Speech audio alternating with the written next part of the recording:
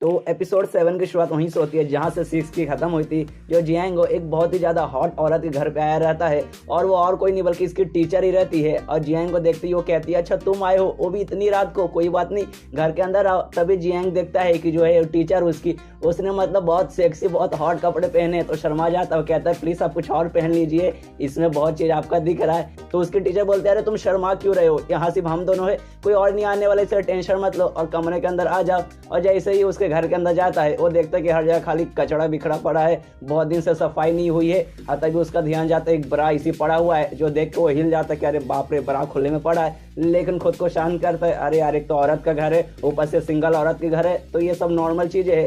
तभी वो फ्रिज में देखने जाता है कि कुछ खाने को मिल जाए, लेकिन फ्रिज में उसको कुछ नहीं दिखता सिवाय दारू वारू हर जगह पड़ा है, बियर वगैरह खाली हर जगह पड़ा है, उसके अलावा और कुछ उसको नहीं दिखता। तो वो भी कहता खुद से अरे यार यहाँ का तो चूहों को भी खाना नहीं खाने को मिलता होगा, मुझे कहाँ से मिलेगा। तो उसकी टीचर उसके बाजू में बैठती है और बियर पीने लगती है। और बियर खत्म होने के बाद जियांग से पूछती है अच्छा मुझे बताओ तुम यहाँ पे क्यों आए हो, कहीं जो तुम्हारी गर्लफ्रेंड है साओली उसके लिए तो नहीं आए हो। तो जियांग कहता नहीं वो मेरी दोस्त नहीं है, हम लोग सिर्फ बचपन के दोस्त हैं, बचपन में साथ में खेलते थे और पढ़ते थे। और हमें उनका एक फ्लैशबैक देखने को मिलता है कि जब वो छोटे थे प्राइमरी स्कूल में जियांग का हमेशा ज्यादा मार्क्स आता था साओली से ज्यादा, जिस बात पे साओली को बिल्कुल भी अच्छा नहीं लगता था और वो हमेशा रोती रहती थी कि जियांग का ज्यादा मार्क्स मुझसे आया। तो जियांग इसी मतलब बोलता है कि देखना अगली बार है ना तुम्हारा मेरे से ज्यादा आएगा। तो साओली भी कहती है सच में आएगा। तो उसके बाद फिर टेस्ट होते हैं, लेकिन फिर जियांग का बहुत ज्यादा आता है, जिस बात पे साओली को गुस्सा आता है और जियांग को हमेशा मारने के लिए उसको डराने के लिए उसके पीछे भागती थी। और जियांग भी परेशान है, अरे यार मेरा ज्यादा है तो मैं क्या करूँ, मेहनत करेगी तो इसका भी आएगा। और साओली उसे कहती है देखो इस बार भी तुम्हारा ज्यादा आ गया और तुमने मुझसे कहा था कि अगली बार मेरा ज्यादा आएगा, मतलब तुमने मुझे धोखा दिया। तो एक काम करो अगला जब एग्जाम या अगला टेस्ट होगा तुम उसे देना ही मत, फिर मेरा तुमसे ज्यादा ही आएगा। लेकिन जियांग उसकी बात नहीं सुनता और वहां से वो भाग जाता है। और ऐसा करते करते वो लोग मिडिल स्कूल में ही पहुंच जाते हैं, लेकिन हमेशा की तरह इस बार भी जियांग का ही ज्यादा मार्क्स आते हैं, जिस बात पे साओली को अभी भी गुस्सा आता है। और जियांग को मारती है और कहती है कि यार तुम बड़े मतलबी इंसान हो, तुमने मुझसे इतने साल पहले कहा था कि मेरा मार्क्स ज्यादा गया लेकिन तुम हमेशा मेरे से ज्यादा लेके आते हो। तो साओली भी सोचता था कि अरे यार मैं इससे ज्यादा लाऊंगा तो मेरे को परेशान करेगी, इसको ही मैं आगे करता हूँ। और उसके बाद से जितने भी टेस्ट जितने भी एग्जाम होने लगे उसमें वो जानबूझ के कम मार्क्स लाता था, जिस बात पे साओली को भी बहुत ज्यादा खुशी होती थी और साओली का उसका बहुत ज्यादा मार्क्स आता था उसके मुकाबले। और इसी तरह एक दिन जब क्लास में जियांग बैठ कर पढ़ाई कर रहता है तभी बाहर मतलब जो स्कूल के बाहर साओली माइक पे चिल्ला रही रहती है कि देखो अब मेरा मार्क्स तुमसे ज्यादा आता है, तो मैं जा रही हूँ आगे की पढ़ाई करने अमेरिका, तो मैं चाहती हूँ तुम भी वहाँ पे आओ, तुम्हें टेंशन नहीं कोई जरूरत नहीं है, खर्चा वर्चा सब मैं दूंगी। यहाँ पे जियांग परेशान है कि अरे यार ये स्कूल में क्या बोल रही है, मेरा नाक कटवा के रहेगी। और जियांग उसे कहता है अरे यार प्लीज तुम यहाँ से चली जाओ ना मेरा नाक कट जाएगा। तो साओली कहती है अच्छा ठीक है मैं चल जाऊंगी, लेकिन मुझसे एक बेट लगाओ, मतलब मुझसे एक शर्त लगाओ, अगर अगले टेस्ट में मेरा ज्यादा मार्क्स आया तो तुम्हें मेरा बात सुनना पड़ेगा और मेरे साथ अमेरिका आना पड़ेगा, लेकिन अगर तुम जीते तो तुम्हें जहाँ रहना तुम्हें जहाँ रह के पढ़ाई करना है तुम रहना। और यहाँ पे जियांग का भी मन नहीं था कोई शर्त लगाने का, लेकिन लगाना पड़ता है। फिर टेस्ट होता है और टेस्ट का रिजल्ट भी आता है जिसमें जियांग का ज्यादा मार्क्स आता है, उसको अमेरिका कहीं जाना नहीं था, जिस बात पे साओली को बहुत ज्यादा बुरा लगता है और वो रोने भी लगती है। और जियांग से कहती है तुम पक्का मुझसे नफरत करते होगे और तुम मेरे साथ अमेरिका नहीं आना चाहते होगे, इसलिए तुमने इस वक्त प्रैक्टिस किया, मुझसे ज्यादा मार्क्स आया, तुम बहुत बुरे इंसान हो और एक दिन देखना तुम इस बात के लिए पछताओगे भी। इतना बोलते बोलते रोते रोते वहां से चल जाती है। अब गाइस आते हैं प्रेजेंट में, इनका फ्लैशबैक खत्म हो चुका है। कहाँ जियांग अपने टीचर से ये बोल रहा है कि इस बार भी मैं बहुत ज्यादा मेहनत करूंगा और बहुत अच्छे मार्क्स लाना चाहूंगा, इसमें अगर मुझे कुछ भी प्रॉब्लम हुआ मतलब कोई क्वेश्चन में दिक्कत हुआ तो मैं आपसे आके पूछूंगा और मैं अभी यही करने आया हूँ, आपसे काफी सारे डाउट्स क्लियर करने आया हूँ। ये सुनकर उसकी टीचर बोलती है अच्छा इसी बात है क्या, आखिरी बार मैंने तुम्हें बहुत पहले देखा था तुम्हें अपनी पढ़ाई पे मेहनत करते हुए, पढ़ाई पे फोकस करते हुए, आखिर मुझे ये बताओ तुम ये कर किसके लिए रहे हो, कहीं तुम्हारी कोई दूसरी गर्लफ्रेंड तो नहीं आ गई, कहीं तुम उसके लिए तो नहीं कर रहे हो। यहाँ पे जियांग बोलता है नहीं ऐसी कोई बात नहीं है, बस एक मेरी दोस्त है मैं उसके लिए कर रहा हूँ, बस एक नॉर्मल सी दोस्त है, इससे ज्यादा हमारे बीच में कुछ नहीं है। तो उसकी टीचर बोलते हैं क्या इसी बात है, नहीं तुम झूठ बोल रहे हो, पक्का तुम्हारी गर्लफ्रेंड है और एक से ज्यादा होगी, क्योंकि तुम थोड़े से स्मार्ट भी हो, पढ़ाई में भी अच्छे हो, तो ये मतलब जाहिर सी बात है कि तुम्हारी एक साथ एक से ज्यादा भी गर्लफ्रेंड हो सकती है। तो जियांग सुनने के बाद बोलता है क्या मेरी इतनी गर्लफ्रेंड होगी, अरे यार मेरा तो एक मेल फ्रेंड भी नहीं है। और उसके बाद जो उसकी टीचर रहती है। वो यही सब बोलते बोलते उसके पैरों पे सो जाती है। इसके बाद फिर सुबह हो जाती है और जियांग भी टीचर घर से निकल जाता है स्कूल जाने के लिए। तो उसकी टीचर पीछे से बोलती है अच्छा बाय मेरे डार्लिंग, और जितने भी लोग रहते हैं आसपास वो सब सुन लेते हैं और जियांग पे हंसने लगते हैं और कहते हैं यार देखो कितने बेशरम बच्चे हो चुके हैं आजकल के, अपने से बड़ी उम्र वाले लोगों के साथ ये सब करते हैं। और जियांग भी यहाँ शर्मा जाता है, अरे यार ये सब क्या बातें कर रहे हैं, और टीचर पे चिल्लाते जाता है यार आप टीचर हमेशा इसी करते हैं मेरे साथ। इसके बाद सीन शिफ्ट होता है स्कूल में तेंजुआन पे, जो कि हमेशा की तरह जो लड़के लोग हैं उनको टॉर्चर करने में लगी है। उनसे जानबूझ के 50 किलो 100 किलो के वजन उठा रही है और वो लोग भी मजबूरन करना ही पड़ता है यार, अगर नहीं करेंगे तो ऐसे हमारी बैंड बजा देगी। और तभी वहाँ पे एंट्री होती है जियान की और उसे देखते ही तेंजुआन शर्मा जाती है और उसे ज़बरदस्ती वहाँ से बाहर ले जा रही थी और कहती है चलो बाहर जाके हम बात करेंगे, अंदर बात नहीं करेंगे। तो जियान कहते हैं कि नहीं मुझे अंदर बात करनी है और ये सिर्फ तुम्हारे लिए नहीं जितने भी लड़की हैं उनके लिए बात है। और कहता है कि मैं तुमसे शर्त लगाने आया हूँ यहाँ पर। कहता है सारी लड़कियों से जो तुम्हारी कैप्टन है तेंजुआन, मैं उसके साथ शर्त लगाना चाहता हूँ लेकिन तुम सब पार्टिसिपेट करोगे और मेरा शर्त ये है जो अगला एग्जाम होगा उस एग्जाम में अगर मेरा तुमसे ज़्यादा मार्क्स आ गया तो मैं जीतूंगा और जो विनर रहेगा वो लूजर को बोल सकता है, मतलब जो काम करने बोले लूजर को वो काम करना पड़ेगा। और मैं अकेला रहूंगा और तुम सारी जितनी भी लड़कियां हैं वो सब रहेगी और तुम में से किसी का एक बंदे का भी मेरे से ज़्यादा मार्क्स आ गया तुम लोग जीत जाओगे। और ये थी पहली कंडीशन। दूसरी कंडीशन ये है भले ही तुम लोग का मेरे से ज़्यादा मार्क्स नहीं आया लेकिन अगर मैं पूरे स्कूल में फर्स्ट नहीं आया तो भी मैं हारूंगा और तो भी मैं लूजर कहलाऊंगा और उसके बाद तुम जो बोलोगे वो मैं करूंगा। यहाँ पे सारे लड़के सोच रहे अरे यार ये क्या बोल रहा है, ऐसे तो कभी जीत नहीं पाएगा, नंबर 1 कहाँ से आ जाएगा पूरे स्कूल में। यहाँ पे तेंजुआन भी सोच रही है अरे यार पगला गया है क्या, इसका रैंक लगभग 150 आता है और हमारी टीम में एक लड़की है जो लगभग टॉप 10 के अंदर आती है हमेशा, तो ये तो हार ही जाएगा। स्पोर्ट कोटे की साइड लड़की बोलती है अरे चलिए कैप्टन हम लोग इसका शर्त मंजूर कर लेते हैं और इसे हरा देंगे। अरे यार ये बुद्धू ये कहाँ जीतेगा। तो कैप्टन यानी तेंजुआन भी बोलते हैं अच्छा ठीक है हमें तुम्हारा शर्त मंजूर है। तो जियांग भी बोलता है अच्छा ठीक है अब मिलते हैं 1 हफ्ते बाद। और उसके बाद से जो जियांग है वो पूरा जी तौर से मेहनत करने लगता है, पढ़ाई करने लगता है, खाते समय खेलते समय पढ़ते समय हर जगह, मतलब हर जगह सिर्फ पढ़ाई कर रहा रहता है। पूरे स्कूल में भी यह बात फैल जाती है जो कि जियान है उसने जो स्पोर्ट कोटे की कैप्टन है यानी तेंजुआन उसके साथ शर्त लगाया है कि जिसका ज़्यादा मार्क्स आएगा वो जीतेगा और विनर लूजर को जो काम करने बोलेगा वो करना पड़ेगा। और हमेशा की तरह जियांग अपने घर पे एक रात पढ़ाई कर रहा रहता है, तभी बहुत ज़ोरदार बारिश होने लगती है और वो खिड़की बंद करने जाता है। तभी देखता है जो खिड़की के बाहर बारिश हो रही है, उस बारिश में जावली खड़ी हुई है। तो जियान छाता लेकर जावली के पास जाता है जहाँ जावली बहुत ज़्यादा दुखी रहती है और जियान को देखते ही उसके पास चिपक जाती है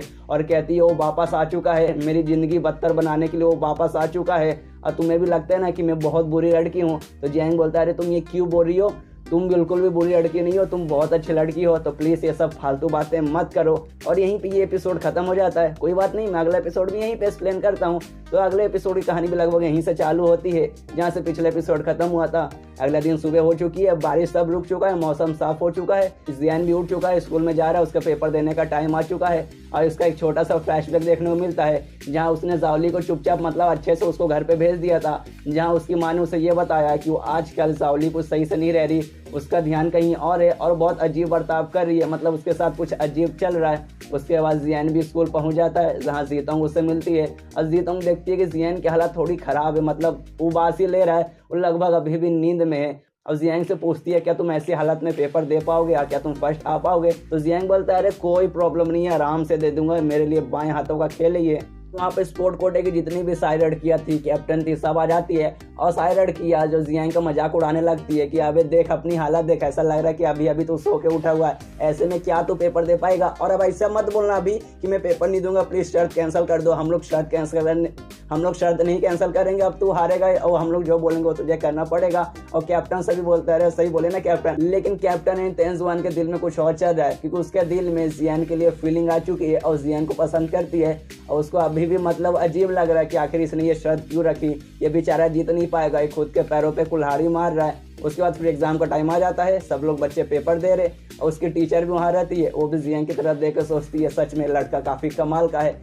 उसके बाद पेपर खत्म हो जाता है, स्कूल की छुट्टी होती है, जियांग घर पे जा रहा रहता है और वहाँ पे तेंजुआन भी रहती है और जियांग को देख के उसको आवाज़ लगाती है, लेकिन तभी ध्यान जाता है जियांग के बाजू में जीतोंग आ चुकी है तो आवाज़ नहीं लगाती और वह इसी चल जाती है चुपचाप। उसके बाद कुछ दिन बाद का सीन शिफ्ट होता है जहाँ रिजल्ट आने वाला रहता है। और स्पोर्ट कोटे की जितनी भी लड़कियां हैं वो सब खुश है कि चलो यार आज दिन आ गया, थोड़ी देर में रिजल्ट आएगा, फिर दूध का दूध पानी पानी हो जाएगा। पर हमें पक्का यकीन है कि हम लोग ही जीतेंगे, वो बुद्धू लड़का जियांग जीत ही नहीं पाएगा। कि हमारे टीम में शाइशु है जो कि हमेशा टॉप 10 में आती है, तो कोई टेंशन की बात नहीं है। और तभी वहाँ पे आता जियांग जिसने कॉस्ट्यूम लिया था और वो कॉस्ट्यूम दे देता है वो उस टैंग जुआन को, कहता है कि देखो मैं जीत चुका हूँ, तो ये लो और 2 हफ्तों के लिए लगभग स्कूल में तुम यही पहन के रहना। बस यहाँ पे बात क्लियर हो गया कि उसने ये शर्ट क्यों लगाई थी, क्योंकि उसको तैंग जुआन को हराना था और उसको हराने के बाद उसको वो सारे कपड़े वो पहनने को देता जो कि लगभग वो पहनना चाहती थी, लेकिन वो और दूसरों के सामने नहीं पहन सकती थी। क्योंकि पिछले एपिसोड्स में हमने देखा कि उसको फैंसी वाले कपड़े जो कॉस्प्ले है वो करना पसंद है, लेकिन स्कूल के बच्चों के सामने वो नहीं कर सकती, वरना लोग ये सोचेंगे कि कैसी लड़की है, हमें लड़कों के खिलाफ लड़ना सिखाया, खुद ये सब कपड़े पहन कर लड़कों को मजे देती है, जिस कारण वो नहीं पहनती थी और इसको सब छुपाना पड़ता है। लेकिन अब वो शर्त हार चुकी है, जिस कारण उसको पहनना पड़ेगा और कोई कुछ बोल भी नहीं सकता। लेकिन सारी लड़कियां जियांग पे चिल्लाने लगती, क्या तू जीत गया, तू जीत ही नहीं सकता साले, रुक अभी हम रिजल्ट देखते हैं। और रिजल्ट देखती है मोबाइल पे और कहती है अच्छा देख मैं 5th नंबर पे आई हूँ, तू तो जीत ही नहीं सकता मुझसे। तो जियांग बोलता है 5th, अरे जरा नंबर 1 पे तो देखो। तो नंबर 1 पे देखती है जियांग का नाम है, सबकी फट के चाल, अरे जियांग कैसे जीत गया यार, नंबर 1 कैसे आ गया। तो इसके बाद जियांग कहता है अच्छा तुम लोग देख लिए कि अब मैं जीत चुका हूँ, यानी अब मेरा कहाँ मानना पड़ेगा, यानी कैप्टन को यानी तैंग जुआन को ये कपड़े पहनना पड़ेगा। और वहाँ से जाने लगता है और जाते जाते वो कहता है कि मुझसे किसी ने कहा था कि थोड़ा सा आदमियों को ठर के रहना मतलब जरूरी रहता है, और इसमें कोई प्रॉब्लम भी नहीं है और ऐसे कपड़े पहनने में भी कोई प्रॉब्लम नहीं है।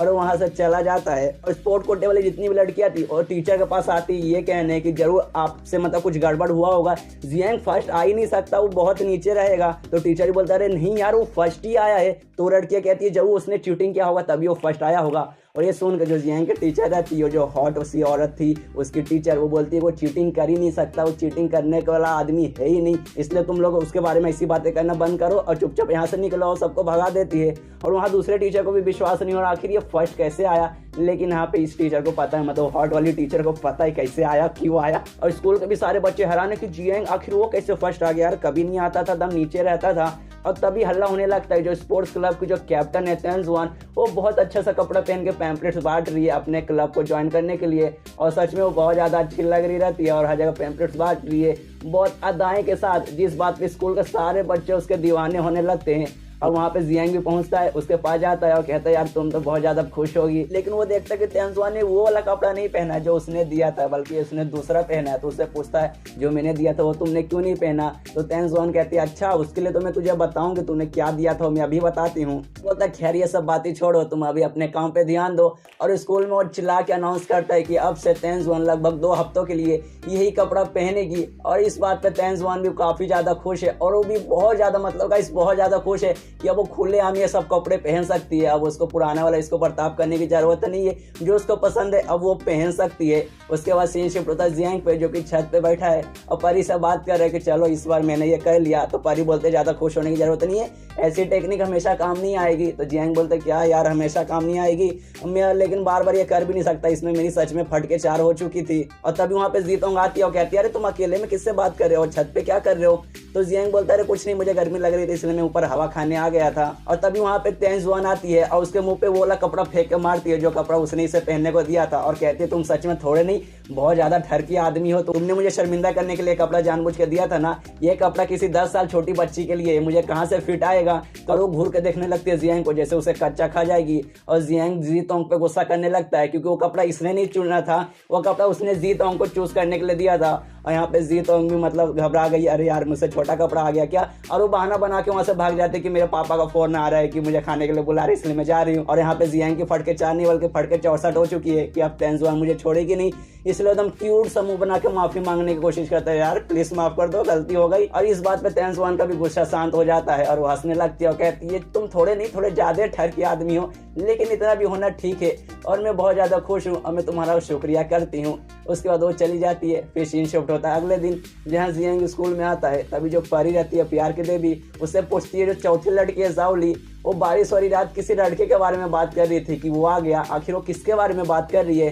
तो यहाँ पे जियांग बताता है अपने बॉयफ्रेंड के बारे में बात कर रही थी। तो परी हैरान हो जाती है क्या अपने बॉयफ्रेंड के बारे में, मुझे लगा तुम उसके बॉयफ्रेंड हो। तो जियांग कहता है नहीं हम लोग बॉयफ्रेंड बिल्कुल नहीं है, और वो भी उसका बॉयफ्रेंड नहीं उसका एक्स बॉयफ्रेंड बोल सकते हो क्योंकि अब वो लोग रिलेशन में नहीं है। और उसके कारण ही उसकी ज़िंदगी खराब हुई थी और आज उसका जो हालत है वो भी सब उसके कारण ही है।